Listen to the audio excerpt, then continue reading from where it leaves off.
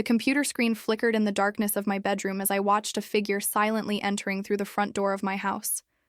My heart stopped. I immediately recognized that silhouette, that peculiar way of walking. It was someone who should never be there at that hour of the morning. My name is Isabel. I'm 63 years old, and that October night I discovered I had raised a monster inside my own home. For 40 years I built a family that I believed was solid as stone. I worked double shifts to give my son Michael everything I never had. Every penny saved, every sacrifice made, all to see him grow and become the man I always dreamed of. Michael had always been my pride. An engineering graduate, married to Sarah for 8 years, father to little Emma. We lived on the same street in Denver, me in the main house, them in the smaller house next door that I had bought, so we could stay close. I thought this arrangement was perfect. I could help with Emma, be present for family dinners, and watch my legacy continue to grow. But life has a cruel way of teaching us that the people we trust most can be the ones who hurt us deepest. The security camera had been broken for 3 months. Michael knew this perfectly well because he was the one who had installed the system 2 years ago when there were some break-ins in the neighborhood. "Mom, you need to feel safe," he had said with that protective smile that melted my heart. What I hadn't told him was that I had finally called a technician the week before to fix it. I remember the technician, a young man named David, shaking his head as he examined the wires. "Ma'am, this wasn't damaged by weather. Someone deliberately cut these cables." At the time, I laughed it off. Who would want to sabotage my little security system? Now I understood with chilling clarity.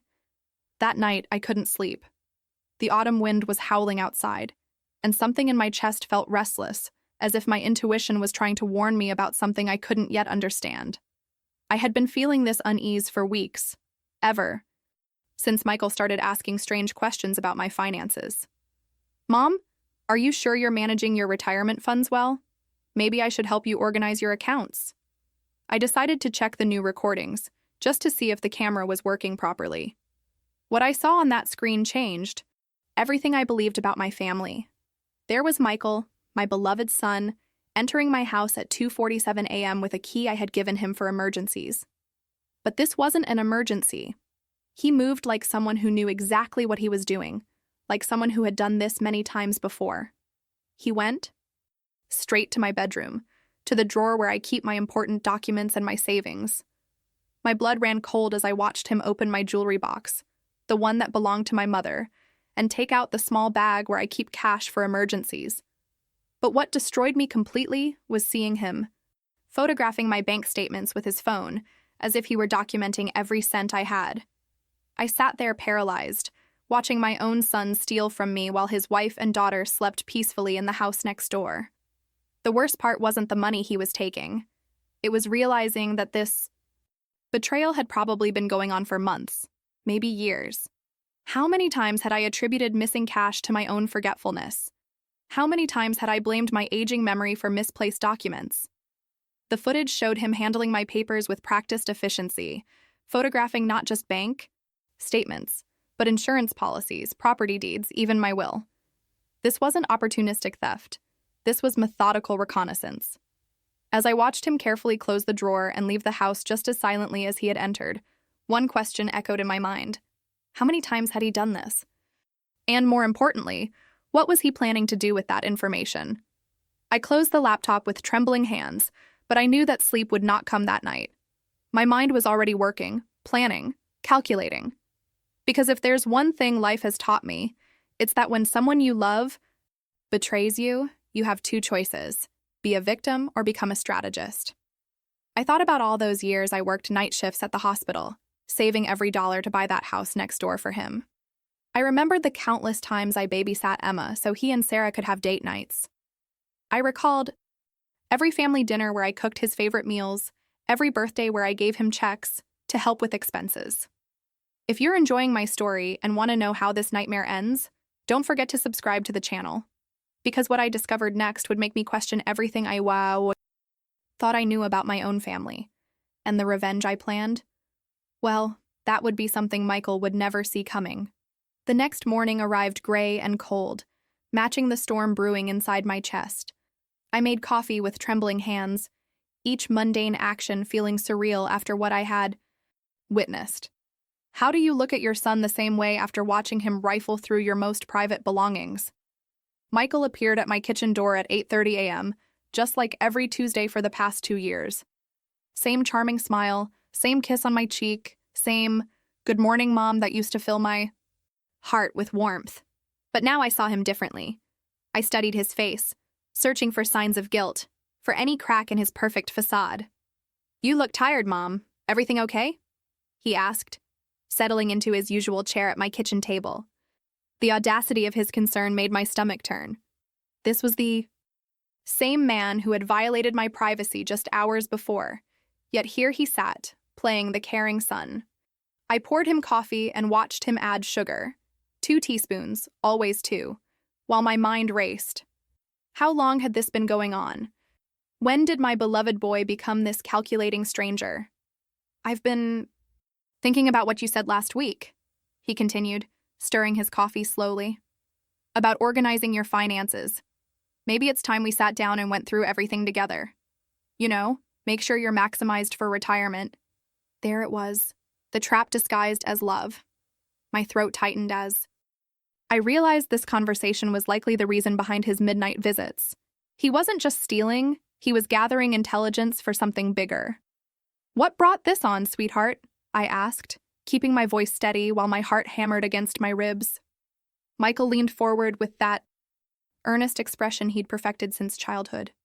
"Sarah and I have been talking. We're worried about you living alone, managing all this property, dealing with finances at your age. Maybe it's time to consider simpler arrangements." Simpler arrangements. The words hung in the air like poison. Gas. I understood now. This wasn't about concern for my well-being. This was about my assets. The house, my savings, my independence, everything I had worked 40 years to build. I excused myself to get more cream and stepped into the pantry, pressing my back against the wall, struggling to breathe. In that moment, I felt every one of my 63 years. The weight of betrayal was crushing, but underneath it, something else was growing. Something harder. Something that reminded me of the woman who had survived a difficult divorce, raised a child alone, and built a comfortable life. From nothing. When I returned to the table, I studied Michael's face with new eyes. Really looked at him. The expensive watch I'd never seen before. The new car in my driveway. When had he traded in his old Honda? The confident way he spoke about my finances, as if they were already his concern to manage. "Tell me more about these simpler arrangements," I said, sitting back down. His eyes lit up with enthusiasm that now seemed predatory. "Well, there are some excellent assisted living communities nearby. Very nice places. You'd have people around, activities, no maintenance worries. And financially, it would free up this house. We could sell it, invest the money properly." We. The word echoed in my mind. When had my house become we? "Have you been researching these places?" I asked. "A little. Just preliminary research, you understand. Sarah found a few brochures." He reached into his jacket pocket and pulled out glossy pamphlets. "Look at this one, Sunset Manor. They have a beautiful garden, scheduled activities. You'd love it there." I flipped through the brochures, my hands surprisingly steady. The facilities looked pleasant enough, but I wasn't fooled. This was about money, not my happiness. As I read, a terrible clarity settled over me. This wasn't a sudden idea born from concern. This had been planned, researched, discussed. While I cooked family dinners and babysat Emma, my son and daughter-in-law had been plotting my displacement. "These look lovely," I said, forcing a smile. "But I'm quite happy here. This house holds so many memories." Michael's smile faltered for just a moment. "Of course, Mom. We're just thinking ahead. Planning for the future when you might need more support." Support. Another carefully chosen word that really meant control. That afternoon, after Michael left with promises to check in tomorrow, I did something I hadn't done since his father left 25 years ago. I opened a bottle of wine at 2 p.m. and sat in my living room, really thinking about my life. I thought about the nights I worked double. shifts to pay for his college education while he complained about having to eat ramen. I remembered taking out a second mortgage to help with his wedding costs. I recalled every birthday check, every small loan that was never repaid, every sacrifice I made with a smile because that's what mothers do. But this wasn't about money anymore. This was about dignity, respect, and the fundamental right to live my life on my own terms. As evening approached, I realized something crucial. Michael had made a critical error in his calculations. He saw an aging mother, vulnerable and manageable. He forgot that I was also a woman who had rebuilt her life from scratch, who had navigated corporate politics for decades, who had learned to be strategic out of necessity. If he wanted to play games with my future, he was about to discover that his mother was far more formidable than he remembered. That night, I made a decision that would change everything. Instead of confronting Michael directly or collapsing into the role of the wounded mother, I chose to become a detective in my own life. If my son was planning something involving my future, I needed to understand the full scope of his scheme. I started by checking my security footage from previous weeks. What I discovered made my blood turn to ice. This wasn't his first nocturnal visit. It was a pattern. Every Tuesday night, after our morning coffee ritual, Michael would return to document my financial information. The irony was devastating. He was using our family tradition, our special mother-son time, as reconnaissance for his betrayal. But the most chilling discovery came when I reviewed footage from 3 weeks earlier. I watched Sarah, my sweet daughter-in-law, entering my house while I was at my weekly bridge game. She moved with the same calculated precision as Michael, photographing documents, opening drawers, even measuring rooms with a small tape measure. They weren't just planning to convince me to move. They were preparing to sell my house. I sat in my kitchen the next morning, hands wrapped around my coffee mug, processing this revelation. Sarah, who called me Mom Isabel and brought me homemade cookies, who trusted me with Emma during emergencies, had been systematically cataloging my home like a realtor preparing for a listing. The depth of their deception was breathtaking. This wasn't about concern for my aging or my well-being. This was a calculated financial maneuver, and I was the obstacle they needed to remove. When Michael arrived for our usual Tuesday coffee, I was ready.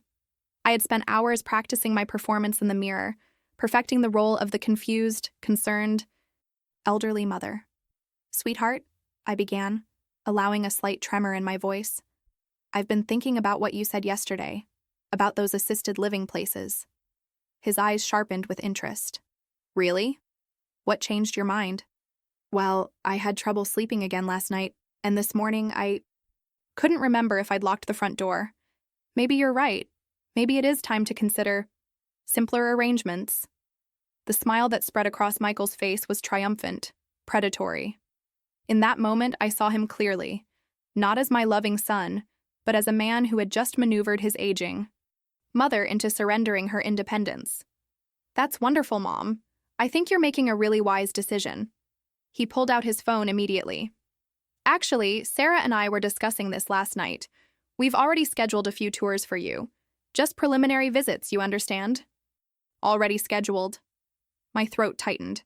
They had been so confident in their manipulation that they'd made appointments before even securing my agreement. "When?" I asked. "This Friday. Sunset Manor at 10, Garden View Estates at 2. Sarah can drive you. She's excited to help you find the perfect place." Perfect for whom, I wondered. But I smiled and nodded like the dutiful mother they expected me to be. "There's just one thing," I continued, allowing uncertainty to creep into my voice. "I've been reading about elder financial abuse lately. Such terrible stories. Maybe I should have my affairs reviewed by an independent advisor before making any major changes?" For just a moment, Michael's mask slipped. I saw panic flash in his eyes before he recovered. "Mom, that's unnecessary. I'm an engineer, I understand numbers, and Sarah has experience with real estate from her marketing job. We can handle everything for you. Why complicate things with strangers?" Strangers. Professional advisors were strangers. But the son who was secretly photographing my bank statements was trustworthy. "Of course, you're right," I said, letting relief flood my voice. I don't know what I was thinking. It's just, sometimes I feel so confused about these things. That's exactly why we're here to help, Michael said, reaching across to pat my hand. The gesture that once comforted me now felt patronizing, manipulative. After he left, I allowed myself exactly 5 minutes to grieve. I sat in my living room and let the tears come. Tears for the son I thought I knew, for the family I believed we were, for the naive trust I could never reclaim. Then I dried my eyes and got to work. I called my attorney, Margaret Chen, whom I'd known for 15 years. Margaret, I need to see you. Today, it's urgent, and I need absolute confidentiality. Her voice sharpened with concern. Isabel, what's wrong? I can't discuss it over the phone, but I need to know my legal options regarding my property and assets. Someone is trying to manipulate me into making decisions that aren't in my best interest.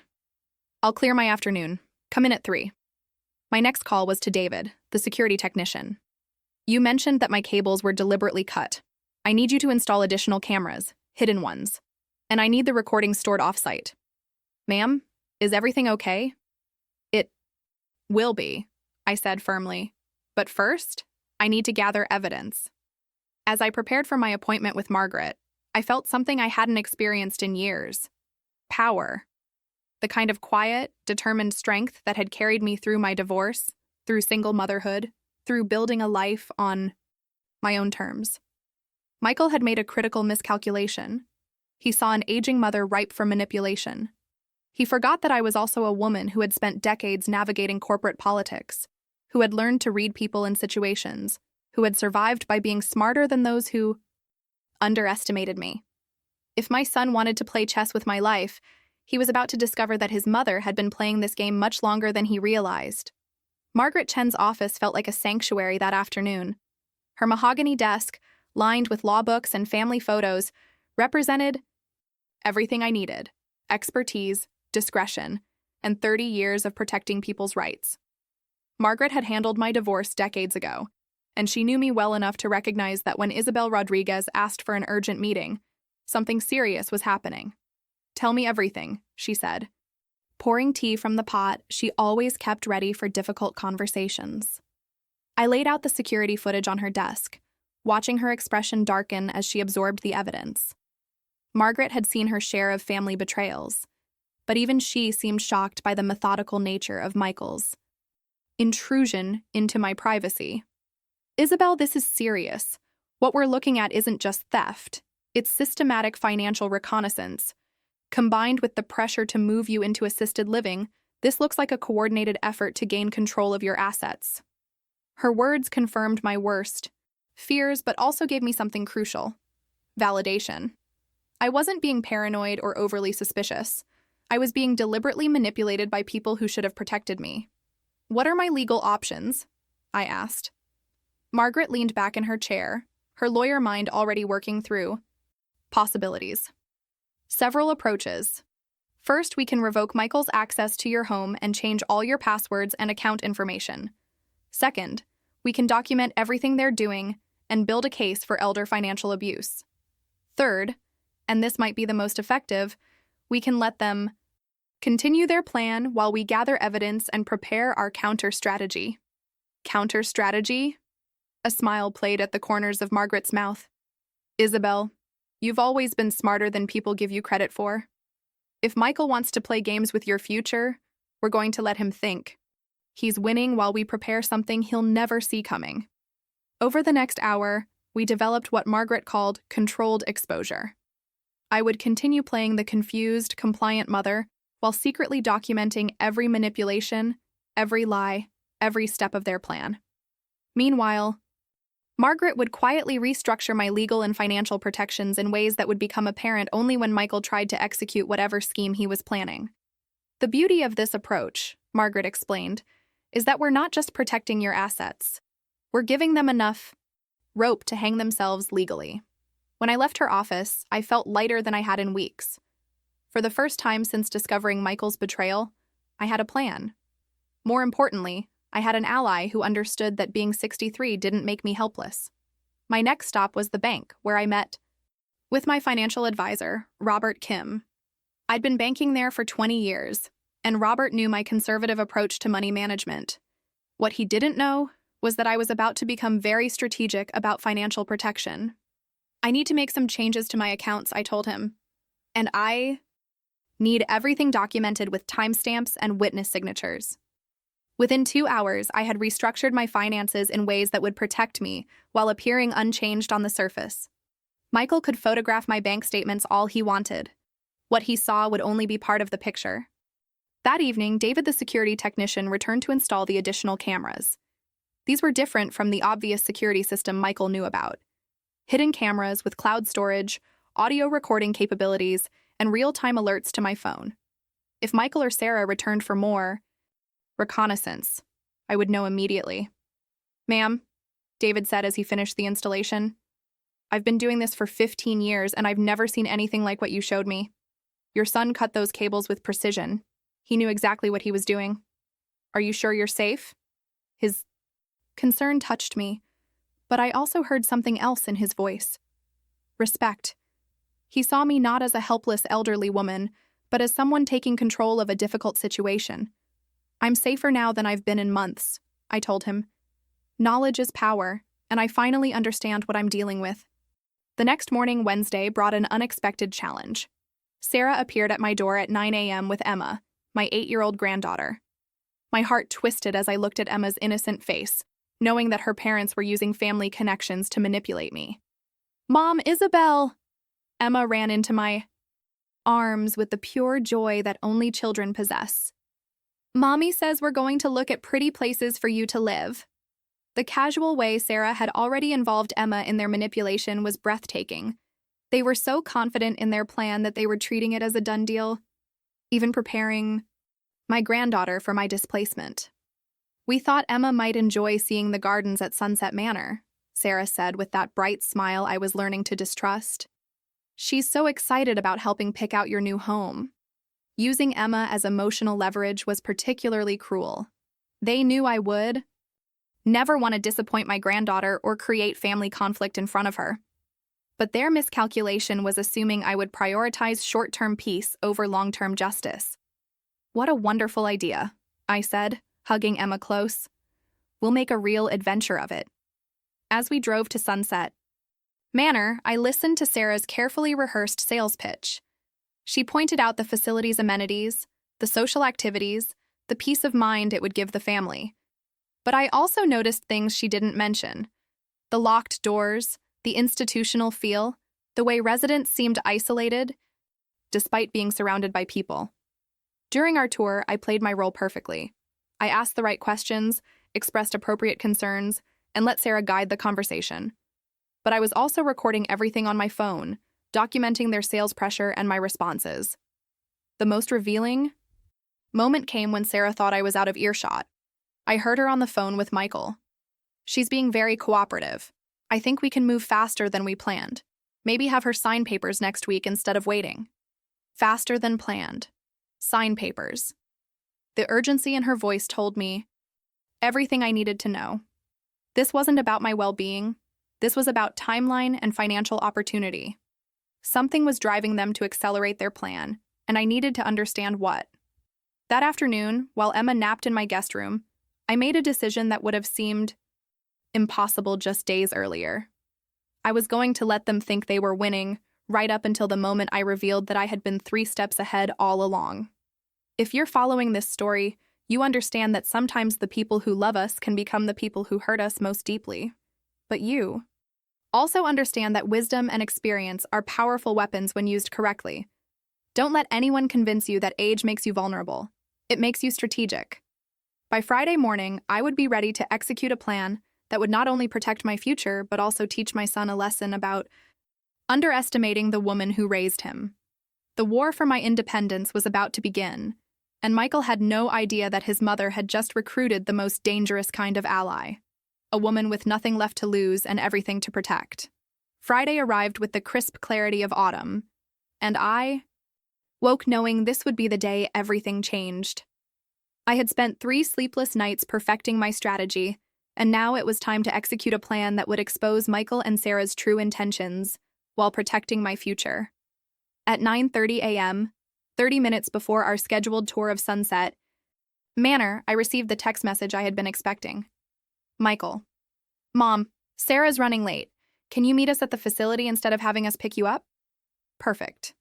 They wanted me isolated, dependent on them for transportation home. It was a small detail, but it revealed their mindset. They saw me as someone to be managed, not respected. I drove myself to Sunset Manor, arriving deliberately early. What Michael and Sarah didn't know was that I had already visited this facility twice on my own, speaking with the director, understanding their admission process, and most importantly, learning about their financial requirements. Margaret Chen had prepared documents that morning, not the papers Michael expected, but something far more powerful, legal authorizations that would shock him to his core. When Michael and Sarah arrived at 10 a.m. sharp, I was sitting in the lobby with Mrs. Patterson, the facility director, appearing every inch the compliant elderly woman they expected. Sarah looked especially pleased, carrying a folder that I suspected contained pre-filled admission papers. "Mom, you look wonderful today," Michael said, kissing my cheek with the same practiced affection that now made my skin crawl. "Ready to see your new home?" "I've been looking forward to it all week," I replied, watching Sarah's triumphant smile. She had no idea that Mrs. Patterson and I had already discussed their previous visits, their pressure tactics, and their obvious haste to secure my placement. The tour proceeded exactly as they had planned. Sarah highlighted every amenity, every comfort, every reason why this was perfect for me. Michael nodded supportively, playing the concerned son beautifully. But I was watching for something else, the moment when they would reveal their true timeline. It came during our visit to a model room. "You know, Mom," Michael said casually, "Mrs. Patterson mentioned they have a room available immediately. It's unusual. There's typically a waiting list. But if you decided today, you could move in as early as next week." Next week. There it was, the urgency that had been driving their entire scheme. "Next week seems very fast," I said, allowing uncertainty to creep into my voice. Sarah jumped in immediately. "But Mom Isabel, think about it. No more worrying about maintenance, no more being alone in that big house.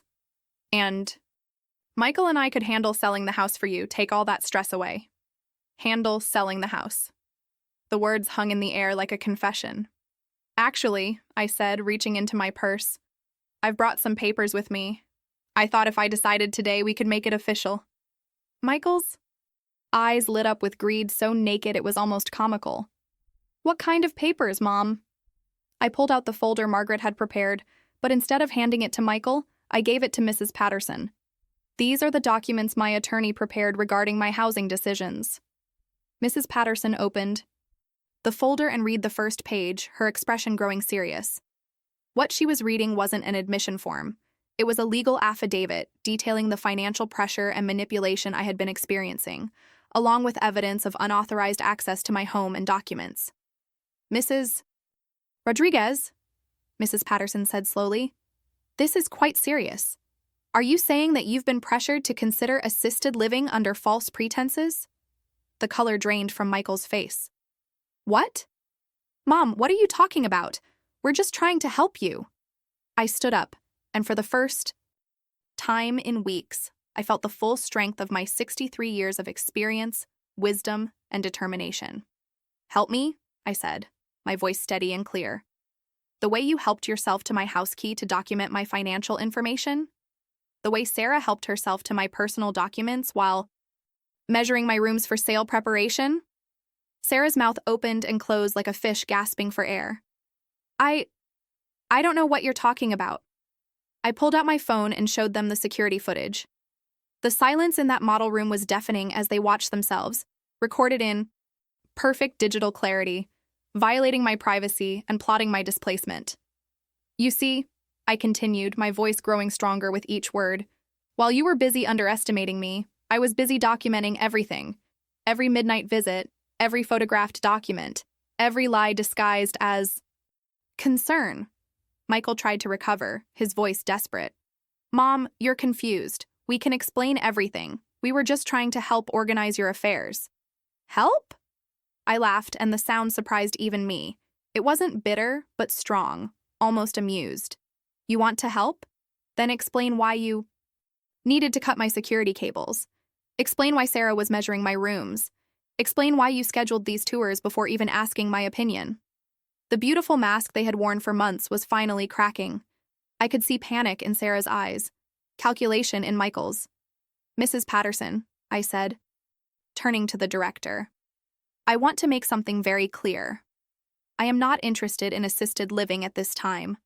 I am cognitively sound, financially stable, and perfectly capable of managing my own affairs. Any documentation suggesting otherwise has been obtained through deception and manipulation. Mrs. Patterson nodded gravely. Mrs. Rodriguez, we would never accept a resident under these circumstances. In fact, I'm required to report suspected elder abuse to the appropriate authorities. The word authorities hit Michael like a physical blow. This is insane, he said, his voice rising. She's my mother. We're family. We were just trying to help. Family, I repeated softly. Yes, let's talk about family. Family doesn't secretly photograph financial documents. Family doesn't manipulate and deceive.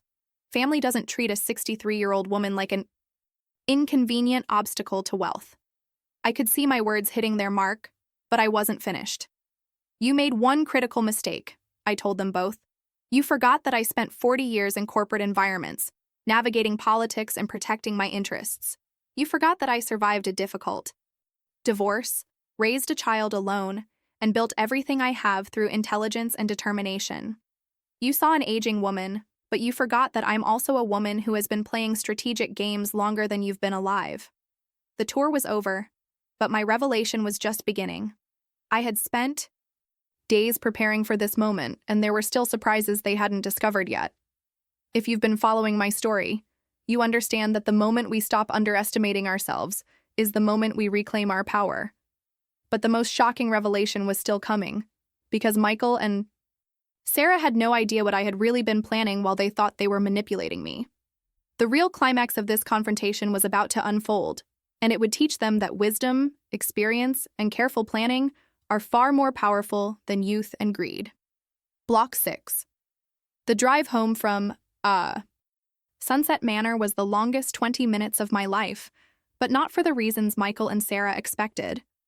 They sat in stunned silence in my car. Yes, I had insisted on driving them back, another small assertion of control that they were too shaken to challenge. But the real surprise was waiting for us at my house. As we pulled into my driveway, I saw Margaret Chen's car parked outside, along with another vehicle I didn't recognize. Michael noticed immediately. Mom, who's here? His voice was tight with barely controlled panic. Colleagues of mine, I said simply, getting out of the car with steady steps. I told you I'd been thinking about organizing my affairs. What awaited us in my living room was the culmination of a week's worth of careful planning that went far beyond anything Michael could have imagined. Margaret sat at my dining table with Detective Rodriguez from the Denver Police Department's Elder Abuse Unit, and David, my security technician, whose testimony about the deliberately cut cables would prove crucial. Mrs. Rodriguez? Detective Rodriguez stood as we entered, his presence immediately shifting the atmosphere in the room. Thank you for agreeing to file this report. Based on the evidence your attorney shared, we need to discuss some serious allegations.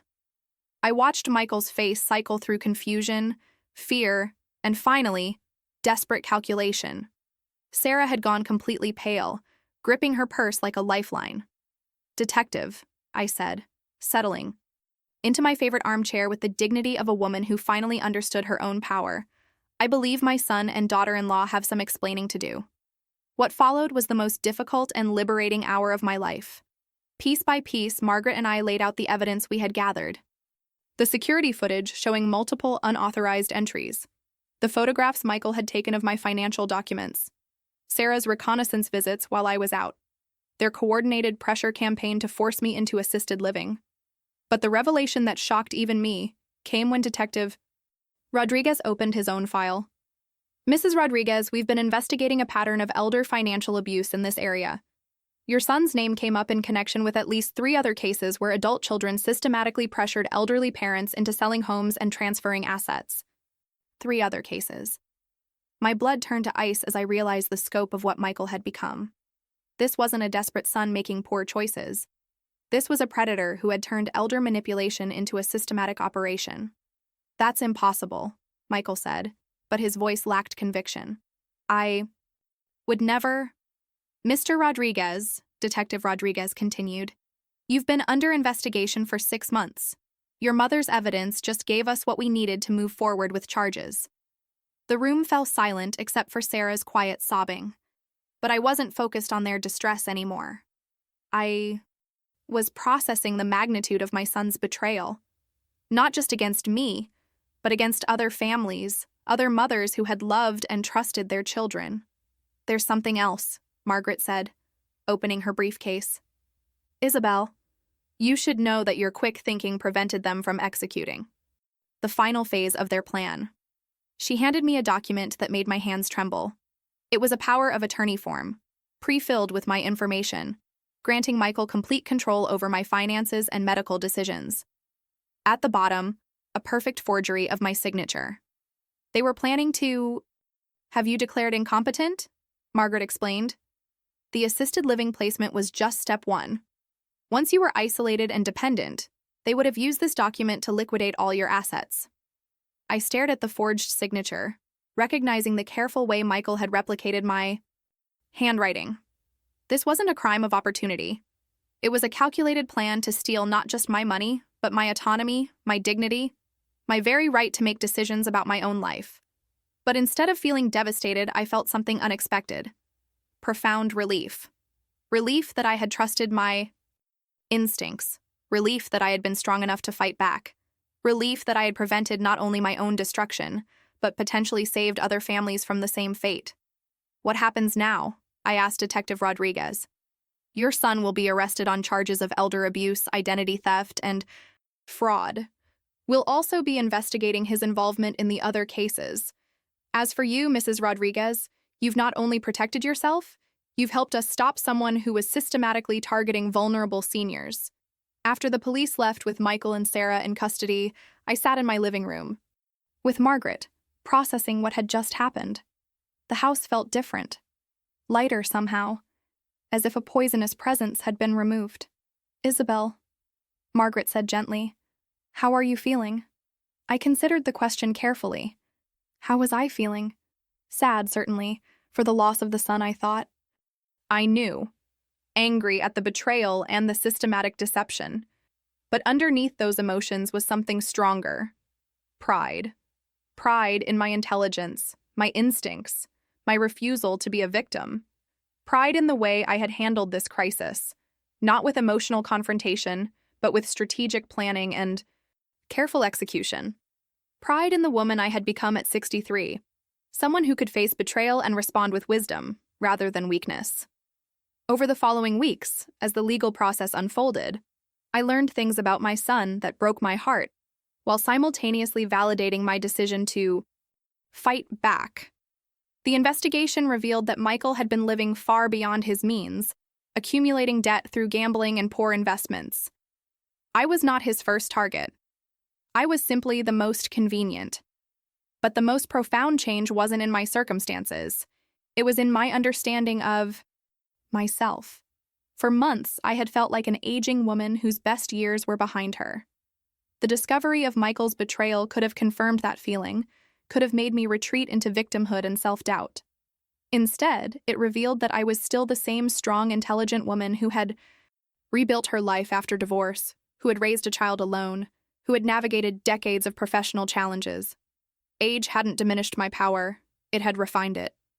3 months later, as I write this story in the same living room where I confronted the truth about my son, I want other women to understand something crucial. The moment we stop underestimating ourselves is the moment we reclaim our power. My son saw an aging mother, ripe for manipulation. He forgot that he was dealing with a woman who had spent decades learning to read people, to plan strategically, to protect what mattered. He confused my love for weakness, my trust for naivety. The truth is, women of our generation possess something that youth cannot replicate: experience. We have survived challenges, learned from mistakes, developed instincts that can't be taught in schools. We know how to be patient, how to plan, how to execute strategies that younger people never see coming. My house is still my house. My independence is still my independence. My future is still mine to decide.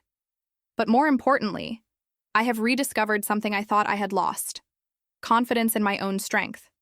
To every woman who has felt diminished by age, who has been told that her best years are behind her, who has been pressured to accept less than she deserves, you are more powerful than you know. Your wisdom is your weapon.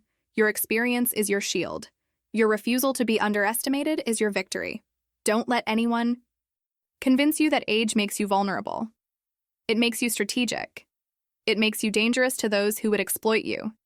It makes you exactly the kind of woman who can rewrite her own story, no matter what chapter she's on. If my story has taught you anything, let it be this: it's never too late. To fight for yourself, to stand up for your dignity, to refuse to be anyone's victim. The power to transform your circumstances doesn't diminish with age. It grows stronger, deeper, more precise. Share your own story of standing up for yourself in the comments below. Let's remind the world that wisdom, experience, and determination are forces that should never be underestimated. Because sometimes, the most dangerous woman in the room is the one everyone thinks is harmless. Remember, your story isn't over. The most powerful chapters might still be waiting to be written.